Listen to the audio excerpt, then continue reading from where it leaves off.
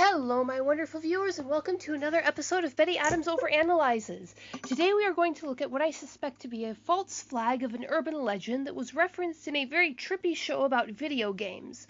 So, this is how it stands, my wonderful viewers. Glitch text referenced something called Bolypuis, an anagram, barely even an anagram. As someone who teaches English, I know that the B and the P sounds are essentially the same sound, but for the B you use your voice, and for the P you just use your breath. And the B and the P in this case switch places, creating an anagram that is barely that. When you do switch them, you get Polybuis. What was Polybuis? Or Polybus? I've been calling it Polybus, but that's because that's how I've heard. Okay, first, who was Polybius? Polybius was an ancient historian who was famous for recording things and for his logic. One of those old dead Greek guys that lived and died a couple of hundred centuries before or after BC. And that's the one I've heard of. If you Google anything before 2005, that's the one you're going to get the Google results on. The old dead guy who was known for his logic. So, but the one referenced in the show is almost certainly Polybuis, the urban legend that supposedly originated in Portland, Oregon in 2000 or 2001. It goes like this. A mysterious arcade game appeared in select arcades around Portland. These games were named Polybuis and had no manufacturer brand. They may or may not, according to different versions of the legend, have had a plate that claimed that they were property of the U.S. government. They were watched by mysterious men in black, like FBI-looking agents in the arcades. The games were simple geometric pattern matching games. Supposedly, people who played them would develop symptoms like seizures, go into comas, develop psychosis, etc., all the usual suspects of the government is altering your mind conspiracy. The theory was that there were mental experiments designed by the government to test for or make super soldiers or something of that kind. Now, the reality behind this is actually pretty logical and fascinating. There were a lot of gaming companies popping up and dying out pretty quickly around the early aughts in a mimic of the dot-com bubble. So it was pretty logical that some game consoles would have appeared and then disappeared as the arcades lost the funding for them, and the tech support. And the feds, in the shape of the FBI, were actually watching the arcades in Portland, Oregon frequently with Men in Black style FBI agents, as the arcades were a hotbed for gangs and foreign and domestic terrorists. They would apparently meet in the arcades to do transactions in the noisy, dark atmosphere. And the military will often sponsor entertainment targeted at teenagers for recruitment, like their NASCAR car. That's one big example right there. Various levels of the government have and do sponsor educational games. They just think of the DARE program, all the stuff to get us to not do drugs. And a geometric pattern game would be considered to be educational.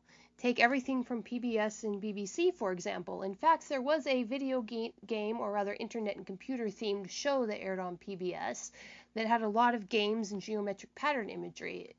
Oh, what was that called? The main digital character was Motherboard. I can't remember right now. But comment below if you can remember that PBS show from the early aughts about these kids that got sucked into the digital world. And they had all those digital adventures. This was also an era where people were coming to understand how flashing lights triggered epileptic seizures in the photosensitive. Remember, if you will, the Pokemon episode that was banned in every country ever, not because of content, but because the flashing lights apparently triggered 700 children who suffered from epilepsy to have a seizure. So every single element of this urban legend was real at one time, which makes a doozy of an urban legend. The government has in fact tested things on unknowing populations. So there are some pretty horrible experiments about that. You can look them up if you want to. And feds were staking out arcades in Portland, new games appearing in the arcades, kids were getting seizures because of light and sound patterns, and the government was sponsoring entertainment. Given such fertile ground, it doesn't seem strange that an urban legend like Polybuis would spring up. I'd be more surprised if one didn't. The problem is that I can find no evidence that it actually did. I went looking at the Polybuis, and before 2002, there was only one result for Polybuis, and this game was supposed to have started in the 2000 or at the very latest 2001. Yet the only result pre-2002 was a print test post dated late 2001. which is in itself odd because Pinterest didn't exist before 2014, so how any post on Pinterest could have a date before 2014 is very suspicious. That either means it was an internet glitch or a deliberate plant. Now, by the year 2008, there are many, many references to Polybuis on the internet. You can find lots of creepy videos. It was treated like a creepypasta, and there are plenty of them up there by now. There are a few in 2007. There might be one in 2006, but it's kind of vague. There are none before that. So for 5 years, an urban legend that was supposedly growing in Portland, which is very close to the northern Silicon Valley, about a government conspiracy and a video game, somehow did not get any posts on the internet at all. This is doubly and triply weird because from a personal standpoint. You see, I have never heard of this urban legend. Hear me out. This is very weird. Between 1998 and 2008, I lived very close to Portland, Oregon, and in some of its further suburbs. I belonged to various communities that varied from mom groups who were very concerned about how computer games affected the minds of teenagers, and they would have heard about this near instantly, to techies who were always up on the latest tech news. One of my cousins was constantly giving me his outdated computers. To conspiracy theorists who genuinely believed that the government was trying to control your brain. My favorite type of game, and the gamers that I hung around with, were the ones who preferred geometric pattern-based games. I even went through a phase, it was required for teenage girls at the time, where I was obsessed with urban legends and actively researched them. I even went through a writing course in university where I had to research local urban legends. I should have known about this urban legend if it existed at the time it was supposed to exist. I knew about every other government mind control theory going around at the time. For pest's sake, my academic advisor in university was a neurologist with a deep suspicion of government and a love of integrating current events into his lectures on the effects of stimulus on the minds of young adults. I hung out with the Portland, Oregon geek and gamer nerd crowd. Now, when the rumors and I should have known about this, but when the rumors and stories of the internet started to appear in Google search mid-year 2006, I was at a station in the bush, Alaska, but I was still connected to the internet and had copious amounts of free time, and that was the time I really began to game seriously. When the only entertainment you have is a PS2, you start to learn the ropes. When you're out in a bush town like that. But in 2007, when the internet rumors began to proliferate, I was far south working in a national park at a field station with limited internet and surrounded by non-gaming geeks. After that, as my studies progressed, I began to filter my social life in that natural way you do for the things I was most interested in. Wildlife, ecology, and rumors didn't overlap at the time. I drifted apart from my gaming contacts. And by the time the Polybuis urban legend really exploded in 2008, I was in a field camp in the bush, Alaska, 25 river miles from the nearest cell phone tower.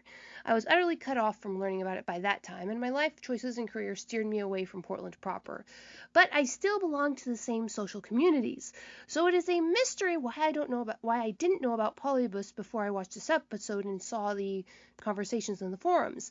Either I have missed it through a series of coincidences that would make a British comedian proud, or this was one of those low-profile urban legends that never makes the mainstream.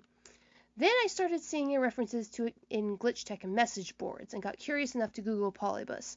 After I filtered out all the references to the old dead Greek guy, I found out about the computer legend, the video game legend. This is what sent me down the rabbit hole. The wiki article claimed the 2000 start date, but I couldn't remember hearing anything about it growing up and going to college. So I started Googling by date specifically. And there we all are. An urban legend that I should have known about it but didn't. An urban legend that should have shown up on the internet as early as 2000 but doesn't even peek its head above the ground until 2006 and doesn't become popular until 2008. A reference I probably shouldn't have noticed and didn't. A show that might be post facto editing its episodes for effect but probably isn't. I guess if I had enough information to form a theory, it would be this. Sometime around 2007 or 2008, someone deliberately started an urban legend about an urban legend that supposedly started in 2000 about something mildly plausible that happened back in the early 80s. Remember, 1984 is the primary source of the idea of the government's altering records ex post facto and engaging in mind control on the mass population. The urban legend grew despite there being no record of it before 2006, and what records there are that early looking suspiciously post-dated.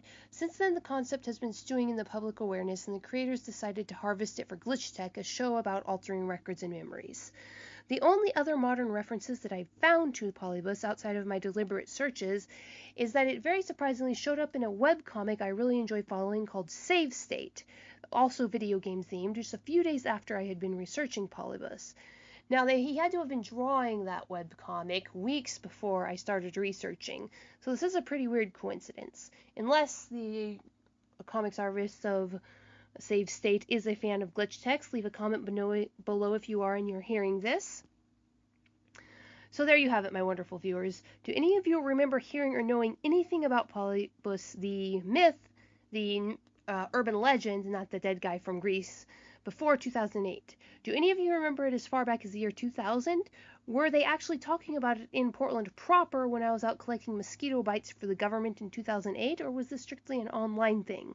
Leave a like below, or at least try to answer some of my questions if you can. Check out my Teespring store for some weird human merch, and hit that subscribe button. Peace out, my wonderful viewers. Green Douglas firs where the waters cut through, down her wild mountains and canyons she flew. Canadian Northwest to the ocean so blue, it's roll on Columbia, roll on.